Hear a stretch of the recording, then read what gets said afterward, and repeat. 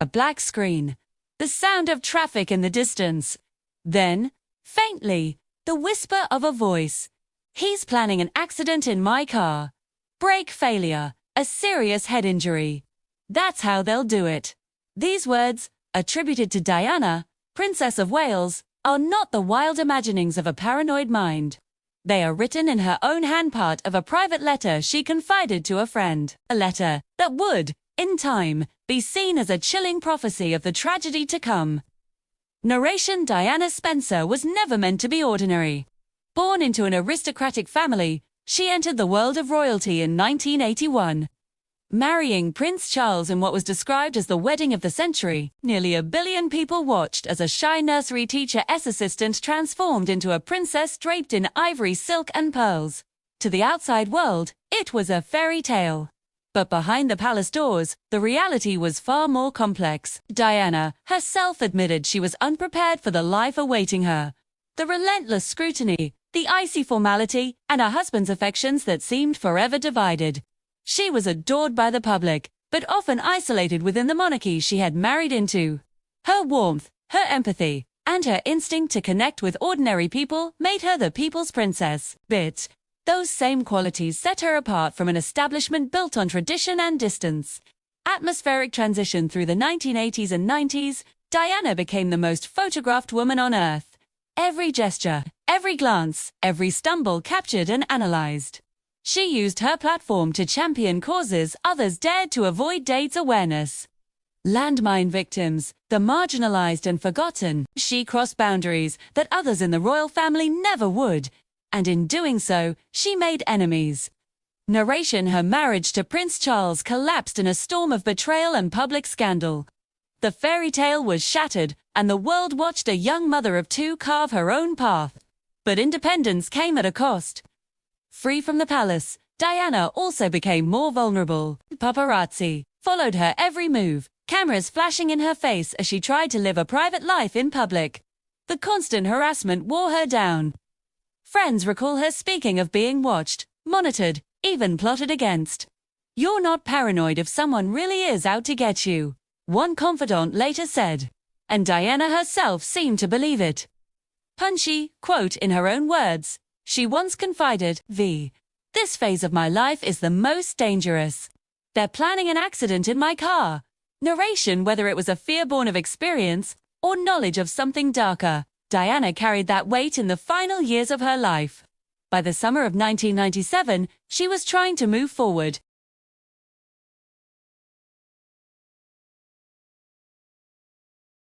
For some, it was a new beginning. For others, it was scandalous. What few could have predicted is how quickly this chapter would close. Atmospheric transition to a CT2. As August drew to an end, Diana and Dodi flew to Paris, seeking only a brief stop before returning to London. They checked into the Ritz Hotel, pursued at every turn by photographers. Within hours, they would climb into a black Mercedes. Within minutes, they would enter the Ponte de l'Alma tunnel.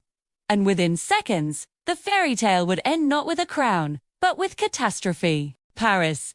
Saturday, August 30th, 1997. The Ritz Hotel glimmers on Place Vendôme, jewel of luxury in the heart of the city. Inside, Princess Diana and Dodi Fade try to enjoy a quiet evening, but outside, a storm is gathering. Dozens of photographers cluster near the entrance, their lenses trained on the door. They wait, restless, knowing that one photograph of the world's most famous woman could be worth a fortune. Shine building in the hotel's imperial suite, Diana speaks softly on the phone, checking on her sons, William and Harry, who are holidaying in Scotland with their father. She laughs, reassures them, promises she'll see them soon. It is a conversation neither boy will ever forget, because it will be their last. Downstairs, staff prepare for the couple's departure. The plan is to leave for Dodi's Paris apartment, near the Champs, but how to get there without a swarm of cameras chasing them through the streets. Narration: just after midnight, a decoy car is sent out the front of the Ritz to mislead the press. Meanwhile, Diana and Dodi slip out through a rear exit. Waiting for them is a black Mercedes-Benz S280. Behind the wheel, Henry Paul, the Ritz's deputy head of security. It is 12:20 a.m. when the car pulls away, tailed almost immediately by a cluster of paparazzi on motorbikes. The chase begins. Atmospheric moment. The Mercedes speeds along the right bank of the Seine. Witnesses later recall the sound of engines revving, tires squealing, horns blaring. Cameras flash in the darkness. Inside the car, Travarez Jones, Dodi bodyguard, sits in the front passenger seat. The only one wearing a seatbelt, Diana, and Dodi in the back, lean close together. The driver accelerates. The speedometer climbs. Narration at 12:23 a.m. The Mercedes enters the Ponte de l'Alma tunnel. Seconds later, it slams into the 13th pillar. Metal crumples, glass shatters. The sound echoes through the underpass like thunder. The car is unrecognizable. The lives inside it hang by a thread. Aftermath. Witnesses rush forward. Some photographers take pictures before attempting to help. Emergency calls flood the Paris Fire Brigade. Within minutes, paramedics arrive. Henry Paul and Dodi Fade are pronounced dead at the scene. Travarez Jones is critically injured but alive. Diana is found in the wreckage still breathing, but gravely wounded. Rescuers work frantically, cutting her free. She is placed in an ambulance. But the journey to the hospital is slow. The vehicle creeps through the streets, stopping twice as medics fight to stabilize her. More than an hour passes before she reaches the Petit-Salpêtrière hospital. At 4 a.m., the news breaks. Diana, Princess of Wales, is dead. Narration: when dawn comes, the world is shattered. Crowds gather outside Kensington Palace, laying mountains of flowers. Television screens flicker with disbelief. A princess, a mother, an icon gone at just 36. Atmospheric transition. The official story spreads quickly. The crash was the tragic result of reckless driving. Henry Paul, investigators claim, was intoxicated. The paparazzi's pursuit added deadly pressure. A simple, if devastating, accident. But in the shadows of grief, questions begin to emerge. Why was Diana not wearing a seatbelt when she normally did? Why were key CCTV cameras near the tunnel not functioning? And why did it take so long, nearly 2 hours, for her to reach the hospital? Punchy quote, one witness recalls. It didn't feel like an accident. It felt like something was meant to happen in that tunnel. Narration: the tragedy seemed too precise, too eerily aligned with Diana's own fears. For millions, the official narrative was not enough. And so, a storm of suspicion began to rise, one that would haunt the monarchy, the government, and the public for decades to come. In the days after Diana's death, the grief was overwhelming. But soon, sorrow gave way to suspicion. Something about the crash didn't sit right. The official story claimed it was an accident caused by speed, alcohol, and relentless paparazzi. Yet evidence and Diana's own fears suggested otherwise. The letters months before the crash, Diana confided in her lawyer, Lord Mitt. She wrote that she feared a plot to end her life in a staged car accident. "This particular phase of my life is the most dangerous," she warned. "They are planning an accident in my car, brake failure and serious head injury. To some, it was paranoia. To others, it was prophecy. Theories multiplied. Some claimed Diana's relationship with Dodi Fade had become intolerable to the British establishment. Rumours of engagement circulated. Some even speculated she was pregnant. For Mohammed Al-Fahd, Dodi's father, there was no doubt his son and Diana had been murdered. He accused the British Secret Services and even the royal family itself of orchestrating the crash to prevent Diana from marrying into his Egyptian family. Punchy quote, Al-Fahd declared publicly, "They killed my son and they killed Diana. It was a murder, not an accident." The missing pieces then came the troubling details. Why had Diana's seatbelt not been fastened when friends said she almost always wore one? Why were so many CCTV cameras along the route mysteriously not recording? Why did it take nearly 2 hours to move her to hospital in a city famed for rapid emergency response? And what of the bright flash, reported by witnesses inside the tunnel just before impact? Some believed it was the deliberate blinding of the driver, Henry Paul. Narration: the driver himself became a central figure. French investigators concluded Henry Paul was heavily intoxicated, but blood tests revealed strange anomalies, levels of carbon monoxide in his blood that some experts found implausible. His family insisted he was no drunk but a scapegoat. Atmospheric transition. As these questions multiplied, so did the theories. To some, Diana's death was the tragic, inevitable result of fame colliding with danger, hunted by paparazzi until the very end.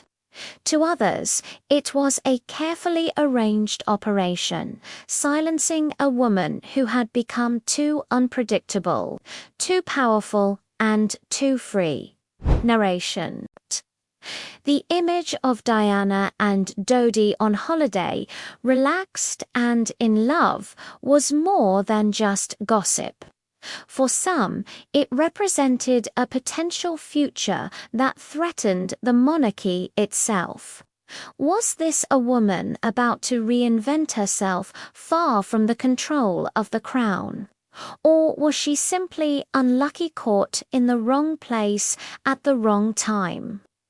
Punchy quote: a close friend remembered Diana's haunting words, "I feel there are dark forces at work in this country." Narration: these allegations, whispered and shouted across continents, demanded answers. And so the world turned its eyes to the investigations, the French inquiry, and later Britain's most ambitious review of the tragedy, Operation Paget. What they found would still. By the autumn of 1997, grief had turned to questions, and behind those questions lurked a possibility too dark to ignore. What if Diana's death had not been chance, but design? To understand the theory, one must look at the institution she had challenged: the monarchy itself. Diana vs. the crown. From the moment she entered royal life, Diana's natural warmth and charisma set her apart. Crowds cheered louder for her than for her husband, Prince Charles. Her honesty about her struggles, mental health, bulimia, a crumbling marriage, broke centuries of silence around royal image-making. For millions, she was the true star of the monarchy. For some within the establishment, she was a liability. Narration: after her divorce in 1996, Diana was no longer Her Royal Highness, yet she remained, in the eyes of the public, the most beloved royal figure on earth. Her independence, her romance with Dodi, and her potential new life away from palace control unsettled the image of the crown. And then came the most explosive claim: that Diana might have been pregnant with Dodi's child. The Al-Qaeda claim. Mohammed Al-Qaeda insisted his son and Diana were preparing to marry, and that she was expecting his grandchild. If true, it meant the future stepfather of Princes William and Harry, the future King of England, would be the son of an Egyptian businessman. For conspiracy theorists, this was motive enough. Punchy quote: Al-Qaeda declared, "They could not accept that my son would be stepfather to the future king. That is why they killed them both." Narration: the establishment denied the allegations outright. Official investigations found no evidence of pregnancy, no proof of an impending engagement. But the suspicion lingered, fueled by Diana's own words and the intensity of her final romance. The shadow of power, critics pointed not only to the monarchy, but to the wider network of British intelligence and government power. Theories spread of MI6 involvement, of secret plans to prevent Diana from destabilizing the monarchy with her influence. Some even pointed to alleged similarities between the crash and supposed Secret Service operations. Blinding a driver with light, orchestrating a staged accident, whether plausible or not, the atmosphere of secrecy, the unanswered questions, and Diana's own warnings made the theories difficult to dismiss. Atmospheric transition, and so, the monarchy, an institution built on ceremony and tradition, was suddenly cast in a far darker light. For some, it was unimaginable that the crown could be complicit in Diana's death. For others, it was the only explanation that made sense. Narration, yet speculation, however compelling, is not proof. To move beyond rumor, the world demanded hard answers. And so began one of the most exhaustive investigations in British legal history, an inquiry that would span years, sift through mountains of evidence, and attempt to finally uncover the truth. Operation Paget. BA. By the early 2000s, theories about Diana's death had reached fever pitch. For years, Mohammed Al-Fayed demanded answers, insisting that the crash was no accident. Public pressure mounted. The Crown, the government, even Scotland Yard, none could ignore the storm. And so, Operation Paget was born. Operation Paget, launched in 2004, the investigation was unprecedented. Led by Lord Stevens, former head of the Metropolitan Police, it examined more than 300 witnesses, thousands of documents, and every possible theory. The inquiry stretched for 3 years. It tested the claims of pregnancy, the possibility of engagement, the missing CCTV, the mysterious white Fiat Uno some witnesses claimed to have seen in the tunnel. Every thread was followed, every allegation tested. Narration. When the findings were published in 2006, the conclusion was blunt. Diana's death was the result of a tragic accident. The driver, Henry Paul, had been intoxicated. The paparazzi had pursued the car. No conspiracy was proven. But for many, the answers felt incomplete. The British inquest. A year later, a formal inquest was convened in London. It would be the final word, the last chance to uncover the truth. For 6 months, jurors listened to testimony, examined evidence, and heard once more the haunting details of that night in Paris. In 2008, the verdict was delivered. Diana and Dodi were unlawfully killed by the reckless driving of Henry Paul and the pursuing paparazzi. It was, officially, the end of the matter. Narration. But in the court of public opinion, doubts persisted, to those who believed Diana's own warnings, to those who saw shadows in the missing evidence. No inquiry could silence the questions. The words she left behind were too chilling. They're planning an accident in my car. Brake failure, serious head injury, atmospheric transition, and so, more than 2 decades later, the mystery endures. For some, it is an unsolvable puzzle. For others, it is proof of forces too powerful ever to be exposed. Legacy. What cannot be denied is the impact of her life and her death. Diana reshaped the monarchy simply by being herself. She reached out to those the world ignored. She touched millions with her humanity. And she made an ancient institution face the glare of modern reality. Her funeral drew 2.5 billion viewers worldwide, the largest televised event in history at the time. Crowds wept openly in the streets. Her brother, L. Spencer, stood in Westminster Abbey and declared she had been the most hunted person of the modern age. Closing narration. Diana's story did not end in the Ponte dell'Alma tunnel. It continues, in her sons, in the causes she championed, and in the questions that refused to fade. She remains the people's princess, a symbol of compassion, vulnerability, and courage. And perhaps that is why her death still haunts us. Because when a woman who feared an arranged accident dies in a car crash, the truth, whatever it may be, cannot be buried. Was it destiny or design? For world may never know.